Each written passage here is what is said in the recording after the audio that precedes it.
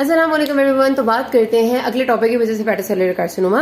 Hepatocellular carcinoma आपको पता है कि हमारा एक इंपॉर्टेंट टॉपिक इस वजह से है क्योंकि इसकी जो ट्रीटमेंट मैनेजमेंट की बात सर्जरीज अक्सर पूछा करते हैं और इसके रिस्क फैक्टर्स हमारे पास बहुत ही ज्यादा प्रेजेंट है। तो स्टार्ट करते हैं। तो हेपेटोसेलुलर कार्सिनोमा यानी कि प्राइमरीली लिवर का मलिग्नेंट डिजीज या लिवर की मलिग्नेंट डिजीज जो लिवर के अंदर मलिग्नेंसी पैदा करती है उसको हम हेपेटोसेलुलर कार्सिनोमा कहते हैं। एक बात याद रखना कि लिवर आपको पता है कि बहुत सारे दूसरे कैंसर्स की मेटास्टेसिस की भी एक बड़ी इंपॉर्टेंट जगह है, यानी ब्रेस्ट कैंसर हो गया, आपका कोलन का कैंसर हो गया, आपका जेनिटल ट्रैक्ट का कैंसर हो गया, उनकी पहली जो मेटास्टेसिस की फेवरेट साइट है ना वो लिवर है। मतलब अक्सर कैंसर्स की, सारों की नहीं लेकिन अक्सर की। तो लिवर में metastatic cancer is more common. अच्छा जी, तो हमारे पास क्या बता रही थी कि मोर कॉमन लिवर जो है वो मेटास्टेटिक्स जो हमारे कैंसर्स हैं दूसरे कैंसर्स उनकी मेटास्टेसिस की ज्यादा कॉमन साइट है एज कम्पेयर टू इसका अपना जो प्राइमरी कैंसर होगा। ठीक है, तो आपने ये बात लाजमी जहन में रखनी है। लेकिन अभी हम जो बात करें वो प्राइमरी लिवर कैंसर की बात करें। ऐसे अब इसके रिस्क फैक्टर की जब भी बात आएगी तो याद रखना है कि हमेशा आप जिस सेटिंग में रह रहे होते हैं आपने उसको प्रेफरेंस देनी होती है और आपने ऑर्डर वाइज बोलना होता है क्योंकि एग्जामिनर्स को पसंद होती है बात। पाकिस्तान के में अगर बात करेंगे तो पाकिस्तान में सबसे common risk factor is hepatitis B C, क्योंकि हमारे पास हेपेटाइटिस बी सी के केसेस बहुत ज्यादा होते हैं। यूरोपियन सेटिंग में इन हेपेटाइटिस की स्क्रीनिंग बहुत ज्यादा की जाती है जिसकी वजह से वहां पर इनका इंसिडेंस कम है, हमारे यहाँ ज्यादा है। तो आपने हमेशा फर्स्ट जो रिस्क फैक्टर है वो हेपेटाइटिस बी सी बताना है। वजह क्या होती है कि हेपेटाइटिस बी और हेपेटाइटिस सी दोनों आपका क्रॉनिक लिवर डिजीज करते हैं और क्रॉनिक इन्फेक्शन जब भी होता है तो it can lead to genetic mutation, क्योंकि वो बहुत लंबे अरसे मतलब 10-10 साल लोगों को हेपेटाइटिस सी बी रहता है तो it can lead to carcinoma. ठीक है, अच्छा उसके बाद हमारे पास जो लोग हैं ना वो इसका ध्यान नहीं देते असल में। दूसरी बात ये होती है कि अगर हेपेटाइटिस बी और सी ट्रीटमेंट में रहे या फॉलोअप में भी रहे ना तो इट्स फाइन। ऐसा नहीं होता कि हर हेपेटाइटिस बी और हर हेपेटाइटिस सी कार्सिनोमा बन जाता है। लोग शुरू में जो है ना आपको पता है कि जरा कोशिश करते हैं, पहले तो डायग्नोसिस होता ही नहीं है, जमाना गुजर जाता है और जब डायग्नोसिस हो भी जाता है तो वो कहते हैं कि भाई जरा दूसरी तरह का इलाज, देसी इलाज ठीक है। मैं मतलब आपको पता है कि कोएक्स के पास जाना भी वो पसंद करते हैं। तो इस वजह से भी हमारे पास ना ये हेपेटाइटिस बी सी अक्सर बिगड़ के कार्सिनोमा बन चुका होता है। अच्छा बहरहाल उसके बाद जो अगला रिस्क फैक्टर है जो खास तौर पे यूरोपियन सेटिंग में ज्यादा इंपॉर्टेंट है वो अल्कोहल है। अल्कोहल के अलावा सिगरेट स्मोकिंग भी हो सकती है लेकिन बाहर अल्कोहल की वजह से ज्यादा होता है हेपेटाइटिस कार्सिनोमा। फिर मेटाबॉलिक डिजीजेस में आपको याद है हमने पढ़ा था non alcoholic fatty liver disease, जो आपका अल्कोहल नहीं होता लेकिन ओबेसिटी और बहुत सारी और मेटाबॉलिक डिरेंजमेंट जो उसकी कॉज होती हैं वो होगी। फिर विल्सन्स डिजीज जो आपकी कॉपर की मेटाबॉलिज्म में खराबी की वजह से होती है। हीमोक्रोमेटोसिस जो आयरन की मेटाबॉलिज्म में खराबी की वजह से एक्सेस ऑफ आयरन डिपॉजिट होने लग जाता है लिवर में। और अल्फा-1 एंटीट्रिप्सिन डेफिशिएंसी जिसमें आपका ये एंजाइम बेसिकली डेफिशिएंट होता है अल्फा-1 एंटीट्रिप्सिन, और ये सारी हमने पैथोलॉजी में बड़ी डिटेल में पढ़ी थी।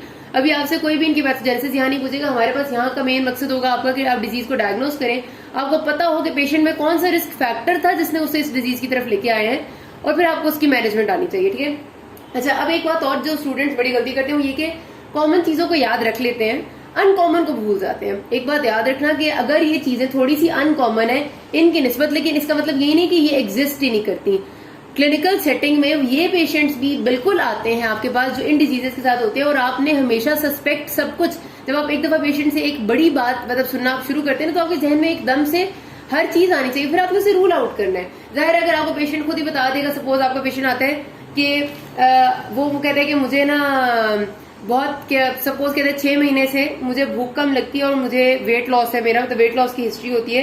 और उसके बाद कहते हैं कि मुझे मेरे राइट हाइपोकॉन्ड्रियम में मतलब हाथ लग के कहते हैं कि यहाँ पर मुझे एक गिल्टी सी महसूस होती है। ठीक है, और उसके साथ उसको जॉन्डिस के सिम्टम्स है और कुछ भी नहीं है। ठीक है, सिर्फ जॉन्डिस है, weight loss and anorexia for the last 8 months और मैस इन राइट हाइपोकॉन्ड्रियम। अब जाहिर है अब आप उससे अगली बात पूछेंगे ना, आपको पूछेंगे कि आपको इससे पहले कोई अरकान तो नहीं हुआ, वो कहेगा कि 10 साल पहले मुझे एक दफा हेपेटाइटिस बी या हेपेटाइटिस सी हुआ था। अब 10 साल पहले हुआ था, किसी को क्या पता वो 10 साल में ठीक हुआ या नहीं हुआ। उसको अगर पेशेंट कहता भी ठीक हुआ तो आपने उसको पूरा इन्वेस्टिगेट करना है कि वो वाकई ठीक हो, क्योंकि हेपेटाइटिस सी ठीक हो जाए बिल्कुल ये बहुत कम होता है। ठीक है, तो ये चीज उसकी वो 10 साल पहले थी जिसने अब वहां पर कैंसर बना दिए, तो इस वजह से आपने सस्पेक्ट करा। तो अगर आपको पेशेंट नहीं बता रहा तो फिर आपने मतलब आपको बिल्कुल डिफ्यूज हिस्ट्री है तो आपने हर चीज रूल आउट करनी है, याद रखना, बताना ही मकसद है। अच्छा कुछ इम्यून डिसऑर्डर्स हैं यानी प्राइमरी बिलियरी सिरोसिस और ऑटोइम्यून हेपेटाइटिस वगैरह वो भी कॉज हो सकते हैं, वही अनकॉमन कॉजेज हैं। अब क्लिनिकल फीचर्स क्या होते हैं हमारे पास ना, सबसे पहली बात ये होती है कि सबसे ज्यादा जो कॉमन है वो ये कि दिस इज एसिम्प्टोमेटिक। ठीक है, 40% पेशेंट्स आपके एसिम्प्टोमेटिक होते हैं। उनको किसी और मकसद के लिए वो अल्ट्रासाउंड करवाते हैं एब्डोमेन का, सपोज उनको किसी भी और रीजन से अल्ट्रासाउंड एब्डोमेन का कराते हैं, उनको कोई सिम्टम नहीं होता और उनका डायग्नोस होता है कि उनके मैस है, राइट हाइपोकॉन्ड्रियम में बहुत बड़ी सी मैस है, और जब वो मैस को मजीद इन्वेस्टिगेट किया जाता है तो कार्सिनोमा बन जाता है, पता चलता है। ठीक है, तो 40% पेशेंट्स तो एसिम्प्टोमेटिक होते हैं, क्योंकि ये आपका जब लिवर में अराइज करते हैं ना, तो आपको पता है कि लिवर में शुरू में थोड़ी बहुत मेटाबॉलिक डिरेंजमेंट्स वगैरह होती है, जिसका इतनी जल्दी पता नहीं चलता, स्लोली अराइजिंग मैस होती है ना, इस वजह से। अगर प्रेजेंट भी करेंगे तो हर कैंसर का एक जो जनरल पैटर्न ऑफ प्रेजेंटेशन है, वेट लॉस और एनोरेक्सिया तो हर कैंसर के साथ एसोसिएटेड होता है। और इसके भी रीजन आपको पता होना चाहिए, क्योंकि कैंसर सेल्स हमारी बॉडी में एक्स्ट्रा सेल्स होते हैं, और वो एक्स्ट्रा सेल्स जब हमारा जितना हम खा रहे हैं वो सारा का सारा एक्स्ट्रा सेल्स लेते जाएंगे, तो जाहिर सी बात है पेशेंट को वेट लॉस होगा। एनोरेक्सिया इतना ज्यादा नहीं होता कैंसर्स के साथ, वेट लॉस की हिस्ट्री जरूर होती है। ठीक है, anorexia is not definitely associated with cancers. अच्छा, उसके साथ अब जाहिर है ये राइट हाइपोकॉन्ड्रियम में ग्रो करेगा, बहुत छोटा होगा ना, अगर सपोज 2 सेंटीमीटर का तो शायद फील ना हो, लेकिन बड़ा होगा तो मैस फील होगी, मैस इन राइट हाइपोकॉन्ड्रियम। और जब वो इतना बड़ा हो जाएगा तो जाहिर पेशेंट को जॉन्डिस का फीचर्स आने लग जाएंगे, कहीं ना कहीं पर ऑब्स्ट्रक्शन होगी, लिवर के फंक्शंस डिरेंज होंगे, हो सकता है उसको अगर लिवर के अंदर ही मसला हो तो उसको हिपैटोसेलुलर जो आपका हिपैटिक इंट्रा हिपैटिक जॉन्डिस है वो वाले फीचर्स आएंगे। ठीक है, और उसके साथ साथ पेशेंट को एनीमिया जो है वो डेवलप हो जाएगा, और एनीमिया की वजह ये होती है हमारे पास कि लिवर का जब अपना फंक्शन परफॉर्म नहीं हो रहा होता, तो उससे ज्यादा हमारे पास जो लिवर के फंक्शन के साथ तो एनीमिया का उतना ताल्लुक हम नहीं बनाते जितना हम बनाते हैं मेटास्टेसिस के साथ। आपको पता है कि कैंसर्स की बहुत फेवरेट साइट ऑफ मेटास्टेसिस अक्सर इज योर बोन्स। बोन्स ने आपके ब्लड सेल्स बनाने हैं, तो कई बार ऐसा होता है कि अर्ली मेटास्टेसिस हो चुका होता है बोन्स में, जहां पर ब्लड सेल्स की फॉर्मेशन सही नहीं होती है, और पेशेंट एनीमिया के साथ प्रेजेंट करता है। क्योंकि हमारे पास ये कैंसर्स वैसे मैंने बताया ना बहुत देर से डिटेक्ट होते हैं, अर्ली मेटास्टेसिस इनका हो चुका होता है हमारी सेटिंग में तो खास तौर पर, क्योंकि पेशेंट प्रेजेंट ही देर से करते हैं, तो इस वजह से एनीमिया हो सकता है। ठीक है, तो आपके पास जो सिनेरियो आएगा ना एमसीक्यूज में ज्यादातर आता है, तो उसमें आपको यही बताते हैं वेट लॉस है, जॉन्डिस है, और साथ मैस इन राइट हाइपोकॉन्ड्रियम है ऑन इन्वेस्टिगेशन। फिर अगली बात आती है इन्वेस्टिगेशन पे। सबसे पहले इन्वेस्टिगेशन आप कराएंगे, जाहिर आपको मैथ्स मिलेगी, तो आप सबसे पहले करवाते ही अल्ट्रासाउंड है, क्योंकि ये नॉन इन्वेसिव होता है और आपका ज्यादा महंगा भी नहीं होता। ठीक है, अच्छा आप अल्ट्रासाउंड इसमें कराएंगे, अल्ट्रासाउंड में आपको नजर आ जाएगा कि कोई ना कोई मैस पड़ी हुई है राइट हाइपोकॉन्ड्रियम में, लेकिन जाहिर है अभी आप अल्ट्रासाउंड पे ये नहीं बता सकते ये बिनाइन मैस है या मलिग्नेंट मैस है, मैस मिल गया आपको। अच्छा, उसके बाद आप करवाते हैं पेशेंट का, अब आपको मैंने पिछली एक वीडियो जो बनाई थी ट्राइफेजिक सीटी स्कैन, ठीक है, सीटी स्कैन सिंपल भी नहीं, ट्राइफेजिक सीटी स्कैन। वो ट्राइफेजिक सीटी स्कैन बहुत ही ज्यादा इंपॉर्टेंट है और बहुत ही ज्यादा अच्छा है, क्योंकि वो आपका लिवर के अंदर जो मैस है उसका हमें बता देता है कि वो कौन सा वाली उसकी ब्लड सप्लाई है, क्योंकि अगर लिवर के जो अंदर मैस ग्रो की हुई है, मैंने भी आपको जिस तरह बताया कि उसकी ब्लड सप्लाई हमेशा हिपैटिक आर्टरी से होती है, तो ट्राइफेजिक सीटी स्कैन में वो आपके आर्टीरियल फेज में इनहैंस्ड नजर आएगी आपको, और वीनस फेज में वॉश आउट हो जाएगी, और उससे आपको लिवर की बाकी वेस्कुलैरिटी, और क्योंकि ये सीटी स्कैन है तो सीटी स्कैन आपके बाकी एरियाज ऑफ द एब्डोमेन में भी आपको बता देगा कि कहाँ कहाँ पर कोई मेट्स प्रेजेंट है या मेटास्टेसिस प्रेजेंट है या नहीं है। तो triphasic CT scan is very excellent for hepatocellular carcinoma. और आपको पता है कि नॉर्मली हम ये कहते हैं कि जब तक हम बायोप्सी लेके उन सेल्स को माइक्रोस्कोप के अंदर उनकी हिस्टोपैथोलॉजी को ना देख लें तब तक हम कैंसर का डायग्नोसिस नहीं बनाते। नॉर्मली तो ये हम करते हैं ना कि उस एरिया की बायोप्सी लेते हैं और उसको हम देखते हैं अंडर माइक्रोस्कोप ताकि हमें कंफर्म हो कि ये बिनाइन है या मैलिग्नेंट है। लेकिन ट्राइफेजिक सीटी स्कैन इतना ज्यादा अच्छा समझा जाता है कि कभी कभार जब इस पे हमें कंफर्म हो जाए, मतलब इसकी फाइंडिंग से हमें और पेशेंट के क्लिनिकल फीचर्स कंफर्म करने, तो हमें टिश्यू डायग्नोसिस की भी जरूरत नहीं पड़ती और हम उसका डायग्नोसिस इसी तरह बना लेते हैं कि इट इज हेपेटोसेलुलर कार्सिनोमा। ठीक है, तो ये इतना इंपॉर्टेंट है। अच्छा, अल्फा फीटोप्रोटीन आपको पता है कि हमारे पास एक तरह का आप समझ ट्यूमर मार्कर है, जो कि कुछ पेशेंट्स में लाइक नॉर्मली हर किसी में नहीं, आप समझ लें 35 से 70% पेशेंट्स में ये रेज होता है, लेकिन वही बात है कि it is not highly specific for hepatocellular carcinoma, इसलिए इतना अच्छा नहीं समझ आता। Ultrasound and triphasic CT scan, और अगर ट्राइफेजिक सीटी स्कैन में हमें कंफर्म नहीं होता तो फिर हम टिश्यू बायोप्सी करवाते हैं, जाहिर सी बात है जिस तरह हमें हर रेगुलर हेपेटोसेलुलर कार्सिनोमा की करानी होती है। अब हमारे पास इसकी जो मैनेजमेंट है ना वो बहुत ज्यादा डिपेंड करती है अपॉन द पेशेंट की स्टेज कौन सी है।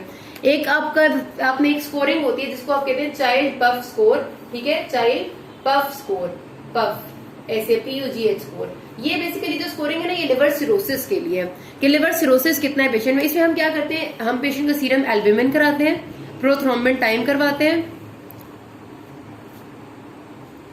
सीरम बिलिरुबिन करवाते हैं। ठीक है, क्या क्या मैंने बताया, एल्ब्यूमिन, फिर बिलिरुबिन, फिर प्रोथ्रोम्बिन टाइम। ये तीन चीजें क्या बताती हैं, देखिए एल्ब्यूमिन लिवर ने सिंथेसाइज करना है, अगर कम होगा तो इसका मतलब लिवर अपना फंक्शन नहीं कर रहा। प्रोथ्रोम्बिन इसलिए क्योंकि लिवर क्लॉटिंग फैक्टर सिंथेसाइज करता है, अगर प्रोथ्रोम्बिन टाइम ज्यादा होगा तो मतलब ये कि लिवर क्लॉटिंग फैक्टर सिंथेसाइज नहीं कर रहा। तो ये दोनों चीजें हमें ये बताती हैं कि हेपेटोसेलुलर एरिया यानी लिवर के सेल्स काम कितना कर रहे हैं। फिर बिलिरुबिन, आपको पता है कि लिवर ने बिलिरुबिन को भी एक्सक्रीट करना है, तो अगर बिलिरुबिन ज्यादा है इसका मतलब लिवर नहीं है ठीक। देन दो और चीजें जो है वो एसाइटीज का मतलब है fluid in the peritoneal cavity, ये भी ये इंडिकेट करता है कि आपके पास लिवर फंक्शन नहीं कर रहा और सारा का सारा प्रेशर पीछे की तरफ आ रहा है, पोर्टल वेन पे आ रहा है, पोर्टल सिस्टम पे आ रहा है, और वो प्रेशर पोर्टल सिस्टम पे ज्यादा जब हुआ है तो वहां से फ्लूइड निकल के पेरिटोनियल कैविटी में आ गए, एसाइटीज हो गई है। और आखिरी चीज होती है हेपेटिक पेशेंट की जो एनकेफेलोपैथी की स्टेटस है। बेसिकली एनकेफेलोपैथी होते हैं signs of your irritation of brain, encephalitis जिस तरह साइंस होते हैं ना। अब इनकेफ्लाइटिस में क्या होगा, ऑल्टर्ड सेंसोरियम होगा, पेशेंट जो है वो लॉस ऑफ कॉन्शियसनेस हो सकती है, टॉक्सिसिटी हो सकती है, सीजर्स, फिट्स हो सकते हैं।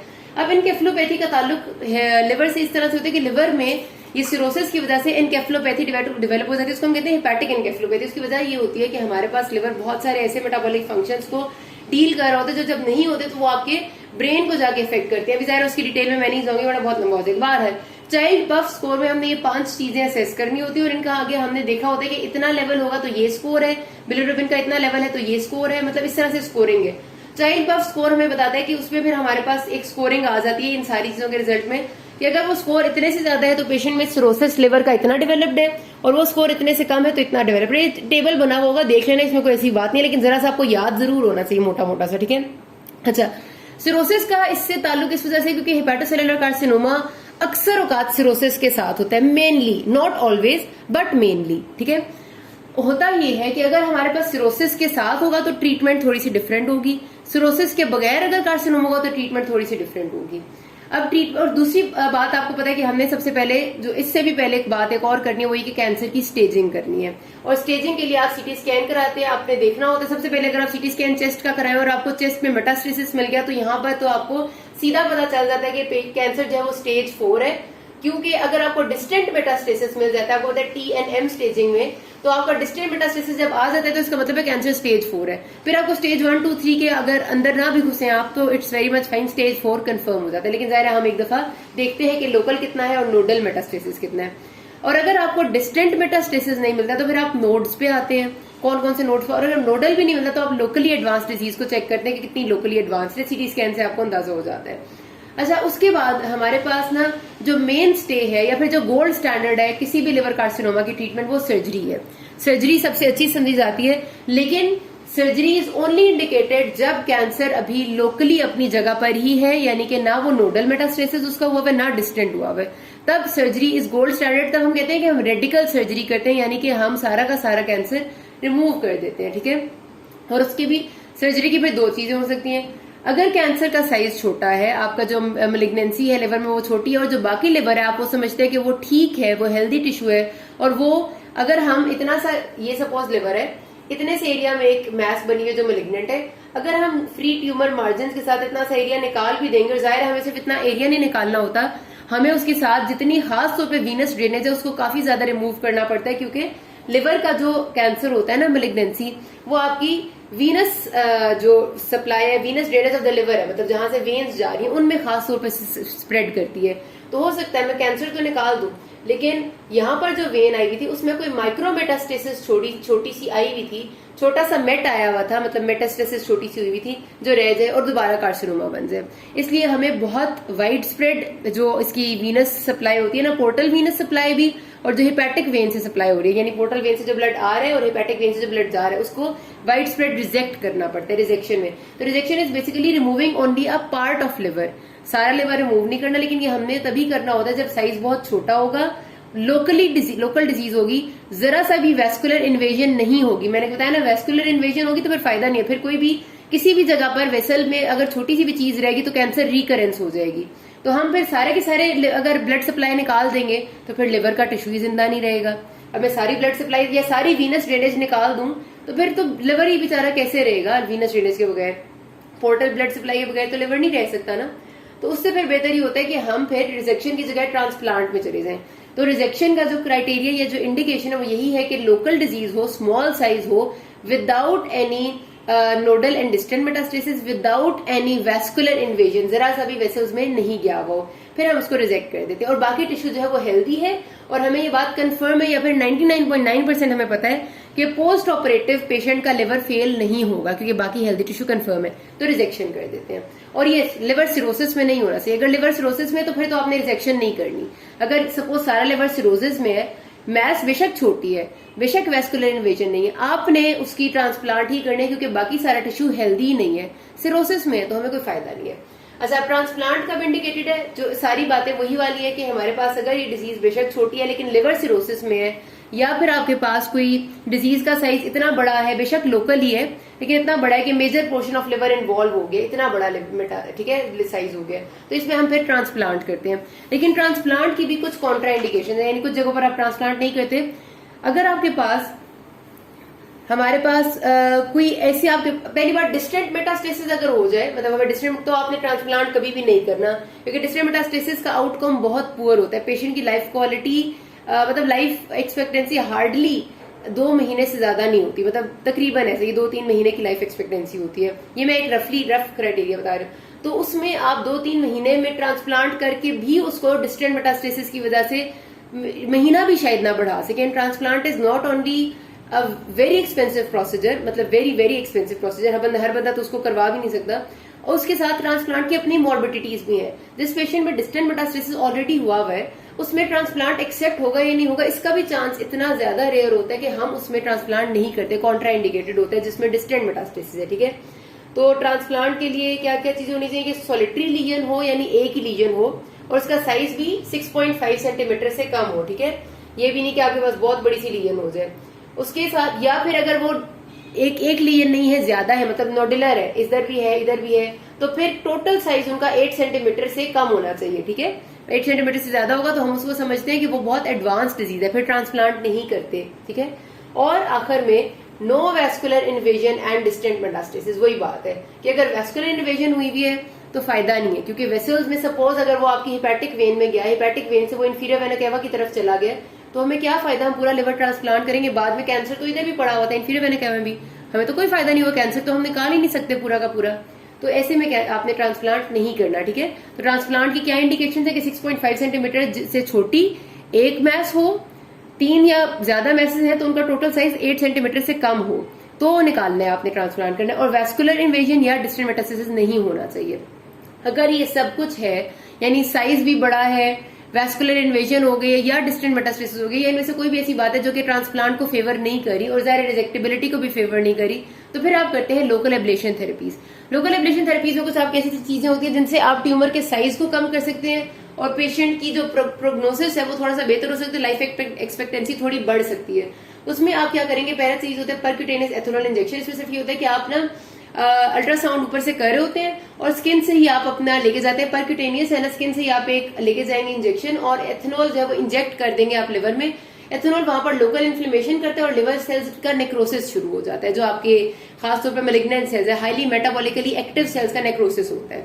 उसकी वजह से जो साइज ऑफ द ट्यूमर है वो डिक्रीज हो जाता है। ठीक है, फिर रेडियो फ्रीक्वेंसी एब्लेशन है। रेडियो फ्रीक्वेंसी एब्लेशन में भी आप क्या करते हैं कि अल्ट्रासाउंड गाइडेड प्रोसीजर होता है ये, जिसमें आप रेडियो वेव्स जो है वो देते हैं ट्यूमर को ताकि वो ऑलमोस्ट खत्म हो जाए। तो छोटे ट्यूमर्स को तो अगर आपके जो 4 सेंटीमीटर से कम है उनमें तो ये काफी अच्छा जाता है, और इवन इतना अच्छा कि बिल्कुल ट्यूमर आपका खत्म भी हो जाता है, इतना अच्छा जितना सर्जरी का रिजल्ट हो। लेकिन इसकी बहुत ज्यादा मसले इसमें ये होते हैं कि एक तो ये बहुत हाई स्किल इसके लिए चाहिए, दूसरा ये कि अगर आपके पास आपका ट्यूमर किसी मेजर वेसल के करीब है, किसी बाइल डक्ट के करीब है, या फिर आपके बिल्कुल लिवर की सरफेस पे है, यानी लिवर के कैप्सूल जो ग्लिसन्स कैप्सूल है उसके करीब है, तो आप ये नहीं दे सकते, क्योंकि आपकी रेडियो वेव्स जब वेसल को जाएंगे, जब बाइल डक्ट को जाएंगे या कैप्सूल को जाएंगे तो ये इंजर हो जाएंगे और मसला ज्यादा बन जाएगा। तो इसकी भी बहुत सारी लिमिटेशंस हैं, इसलिए इसको हम ज्यादातर नहीं दे सकते। और आखिरी जो है वो ट्रांस आर्टीरियल कीमो एम्बोलाइजेशन। इसमें हम क्या करते हैं कि हमें पता है कि जो ट्यूमर की ब्लड सप्लाई है वो हिपैटिक आर्टरी से आती है। ठीक है, ये लिवर है, ये ट्यूमर है, मुझे पता है कि हिपैटिक आर्टरी इसको ब्लड दे रही है, और जब तक इसके पास ब्लड है तब तक ये ग्रो कर सकता है, ब्लड नहीं होगा तो ये ग्रो नहीं करेगा। मैं क्या करूंगी कि मैं नीचे फेमरल आर्टरी से जाऊंगी, नीचे की तरफ से, ठीक है, लेग से जाती हूँ, और मैं अपना जो कैथेटर है वो पास करती हूँ और मैं उसको हिपैटिक आर्टरी में ले आती हूँ। ठीक है, हिपैटिक आर्टरी में ला के मैं यहाँ पर बिल्कुल ला के अब इसको मैं ऐसा वो इंजेक्ट करूंगी कि यहाँ पर से ये आर्टरी हो जाए बंद।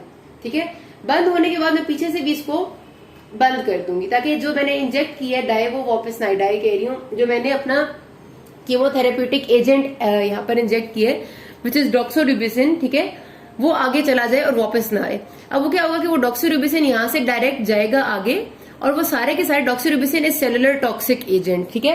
वो जब इधर से हिपैटिक आर्टरी से आगे जाएगा तो वो सारे के सारे आपके इस ट्यूमर मैथ में फैल जाएगा, और जब फैल जाएगा तो ये सेलुलर टॉक्सिक है तो सेल्स को डिस्ट्रॉय कर देगा। लिवर को खास मसला इसलिए नहीं होगा कि लिवर की अपनी ब्लड सप्लाई में सिर्फ 20% रोल हिपैटिक आर्टरी का, 80% आपकी वेन का रोल है, पोर्टल वेन का। तो लिवर की ब्लड सप्लाई में थोड़ा बहुत फर्क आएगा, इसलिए लिवर को उससे फर्क नहीं पड़ेगा। तो ये भी एक तरीका होता है कि आप इस तरह से भी लिवर को डिस्ट्रॉय कर सकते हैं, लिवर कह रही हूँ सॉरी, ट्यूमर को। अच्छा, अगर आपके पास ट्यूमर जो है वो पेशेंट बहुत लेट स्टेज में प्रेजेंट करता है, बहुत डिस्टेंट मेटास्टेसिस हो चुका है और आपके पास कोई तरीका नहीं कि आप पेशेंट को जो है वो ठीक कर सके, मतलब ना तो आप रिजेक्ट कर सकते हैं ना आप ट्रांसप्लांट कर सकते हैं, स्टेज 4 कैंसर है, तो फिर आप सिंपली उसको सिस्टेमिक थेरेपी देते हैं, यानी सिस्टेमिक आप कीमोथेरेप्यूटिक एजेंट्स देते हैं, जिसमें आपका सोराफेनेब जो है ना वो बहुत इंपॉर्टेंट है। वो आपका किसी हद तक जो है वो ट्यूमर के साइज को कम करता है और जरा पेशेंट का जो लाइफ टाइम है वो थोड़ा सा बढ़ा सकते हैं, लेकिन स्टिल कुछ ज्यादा फायदा नहीं होता, ठीक है। यहाँ पर ये बात खत्म करते हैं, किसी कोई मसला हो के नास में। Thank you.